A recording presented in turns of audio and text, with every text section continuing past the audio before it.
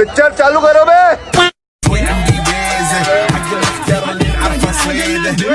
लेकिन ये साला कर क्या रहे हैं?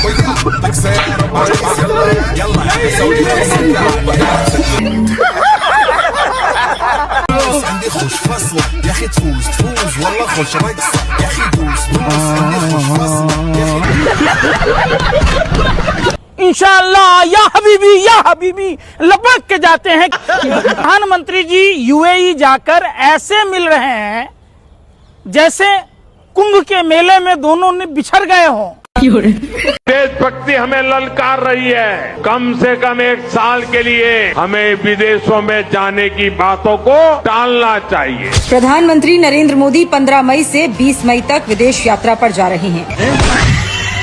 अपने इस विदेशी दौरे पर वो नीदरलैंड, स्वीडन, नॉर्वे और इटली जाएंगे। इन देशों में गर्मी नहीं होगी, मौसम बेहद सुहाना होगा। ये सच नहीं है।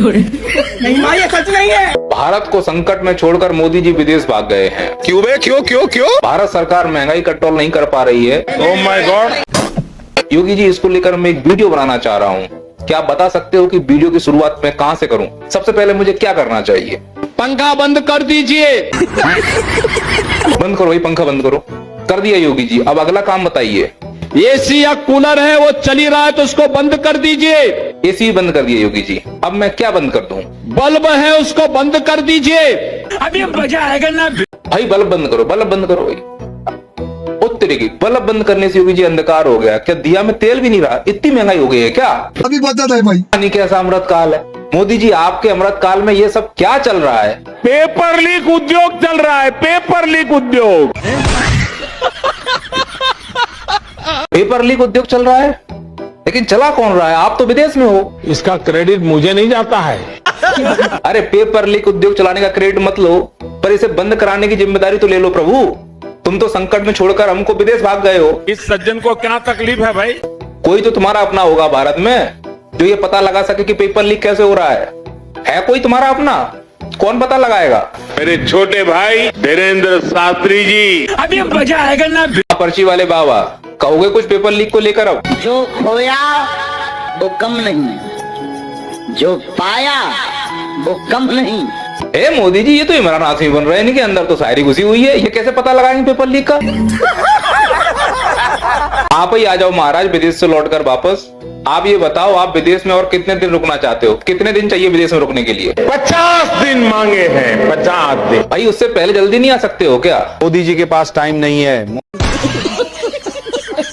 देश हित में हमको ये तय करना पड़ेगा कि साल भर तक घर में कोई भी फंक्शन हो, बोल कोई भी कार्यक्रम हो, हम सोने के गहने नहीं खरीदेंगे।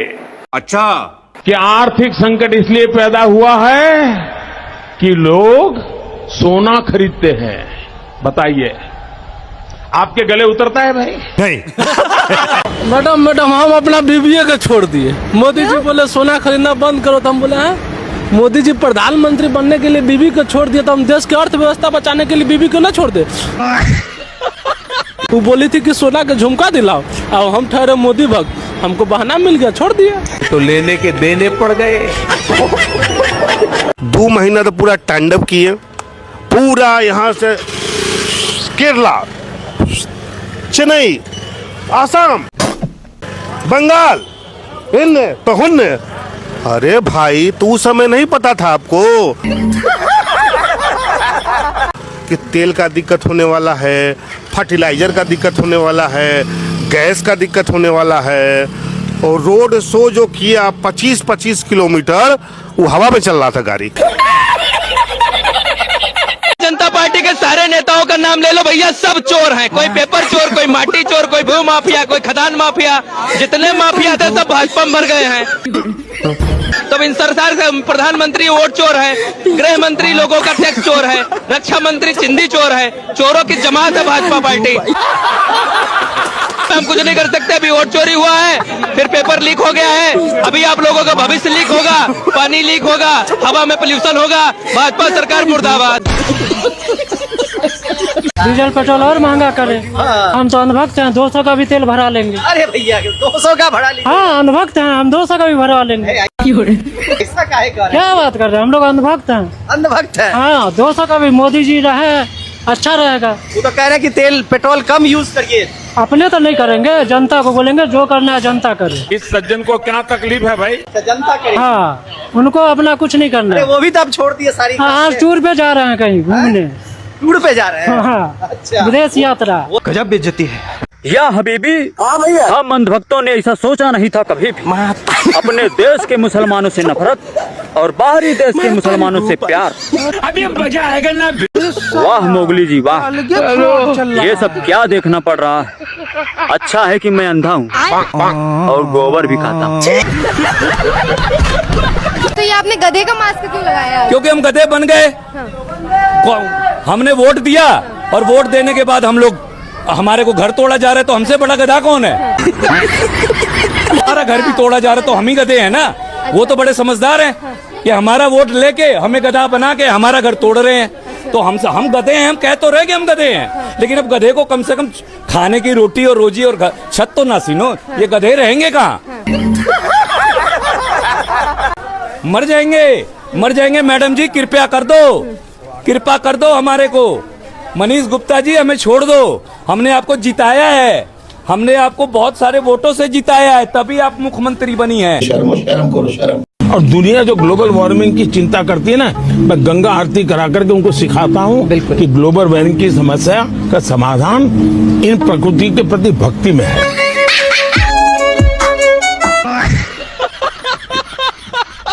दूध, गैस, डीजल, पेट्रोल भले ही सोने के भाव बिक रहे हो, पर मोदी जी के जमरात काल में चड्डा की कीमत अभी भी 2 कौड़ी की बनी हुई है।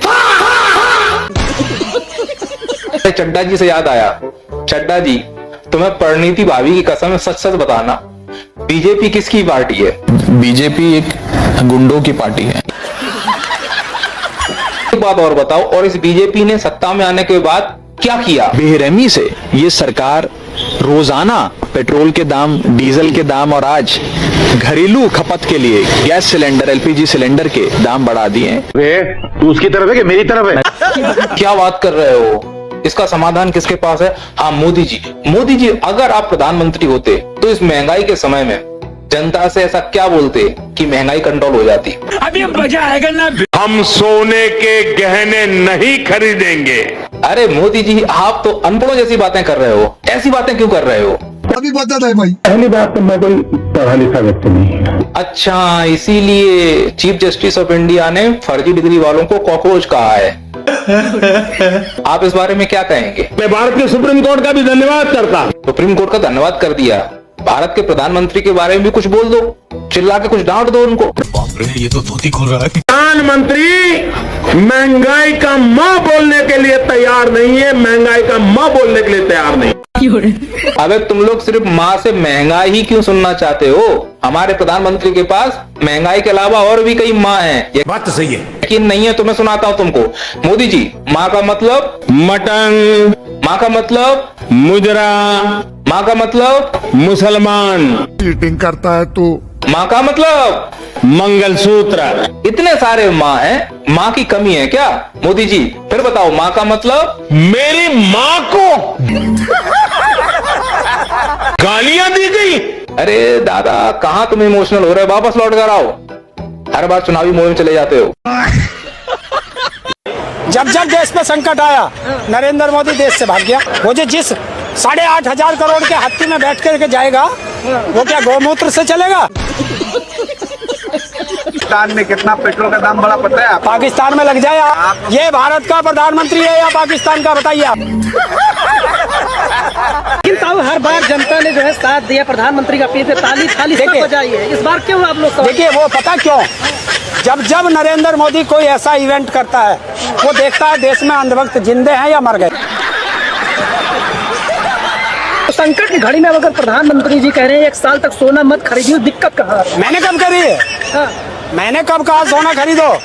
जो सोने की दुकानें हैं, 1 साल तक उन पर सब पे सील नहीं लगा दो, सील। और अभी तो रुको, क्लाइमैक्स अभी बाकी। ना होगा बांस और ना बजेगी बांसुरी, ना सोने की देश में दुकान होगी, ना कोई खरीदेगा। मोदी की गारंटी, रेड डालूंगा, इधर से भ्रष्टाचारी जाएगा, इधर से सदाचारी आएगा। मोदी की गारंटी मतलब सारे भ्रष्टाचारी भाजपा में, यही फॉर्मूला है बीजेपी का। ईडी जिन कंपनियों पर छापा मारता है, क्या वही कंपनी भाजपा को चंदा दे रहा है, तो ये तो साफ है ना, ये तो साफ है कि ईडी और सीबीआई इनकम टैक्स का इस्तेमाल भारतीय जनता पार्टी के लोग पार्टी फंड में चंदा उगाही के लिए, लोगों को डराने धमकाने के लिए, देश को लूटने के लिए ये इस्तेमाल करती है। इस सज्जन को क्या तकलीफ है भाई? 10 साल पहले बहुत शोर था, 10 साल में पता चला वो तो बहुत बड़ा चोर था, जो कहता था कि हम स्विस बैंक का इतना बड़ा पर्चा, स्विस बैंक से पैसा लाएंगे, पैसा इतना पैसा आएगा कि 15-20 लाख तो यूं ही मिल जाएगा। तो वो आदमी कहाँ गया? कहाँ है उसका गारंटी? आप बताइए ना। और गारंटी की बात कह रहे, जुमले का नाम गारंटी बदल दिया। पेपर लीक उद्योग चल रहा है, पेपर लीक उद्योग। मेरा सवाल जरा लोडेड है। बच्चों को शिक्षा मिले, नौजवान को रोजगार का अवसर मिले। अच्छा, क्या 21वीं सदी के हिंदुस्तान इतना नहीं मांग सकता क्या? अभी बता है भाई। लेकिन सवाल एक और है, पेपर कैसा लीक हो गया भाई? कि पेपर लीक माफिया के हौसले इतने बुलंद कैसे? उनको कानून और सरकार का डर क्यों नहीं? पेपर लीक माफिया से बचाने के लिए जुम करो। कांग्रेस को हटाना ही होगा। I am not agree with your analysis. वाह मोदी जी, वाह वाह। और भूतनी के अंधभक्तों कैसे हो? तुम्हारे बाप विश्वगुरु महामानव ने कहा है कि देश आर्थिक मंदी से गुजर रहा है। ये सच नहीं है। नहीं माँ, ये सच नहीं है। और कहीं ना कहीं डीजल पेट्रोल का खर्चा करो बंद। तो अंधभक्तों भूतनी को, तुम तो डीजल पेट्रोल खर्च नहीं करते हो, ना खाना खाते हो, तुम तो कहीं ना कहीं गोबर खाते हो और मूत पीते हो। तो तुम तो मूत से भी गाड़ी चला लोगे। मगर निश्चित रूप से भाई, ये जो आपका जो महामानव बोल रहा है, क्या ये कह रहा है युद्ध की वजह से, ईरान युद्ध की वजह से आर्थिक संकट हो रहा है पेट्रोल डीजल का। तो ये पेट्रोल डीजल का संकट है तो भाई चाइना में क्यों नहीं है? इस सज्जन को क्या तकलीफ है भाई? पाकिस्तान में क्यों नहीं है? बांग्लादेश में क्यों नहीं है? भूटान में क्यों नहीं है? श्रीलंका में क्यों नहीं है? सिर्फ भारत में ही क्यों दिख रहा है? इसका कारण नरेंद्र मोदी है। कहीं ऐसा तो नहीं अपने व्यापारी मित्रों को, जिनको कि तेल की कंपनियां खुलवा रखी हैं, उनको फायदा दिलाने के लिए, पेट्रोल और डीजल के दाम बढ़ाने के लिए इस प्रकार का बयान दिया जा रहा है? तो होशियार हो जाओ। क्या बात है सर, क्या बात है सर। अपना नॉनवेज खाना आप किस मंशा से वीडियो दिखा दिखा करके लोगों की भावनाओं को चोट पहुंचा करके किसको खुश करने का खेल कर रहे हो? तू उसकी तरफ है कि मेरी तरफ है? So you are from Korea? Yes sir, South Korea sir. Ever have you visited Ayodhya? Yeah. Ayodhya? You know anything about Ayodhya?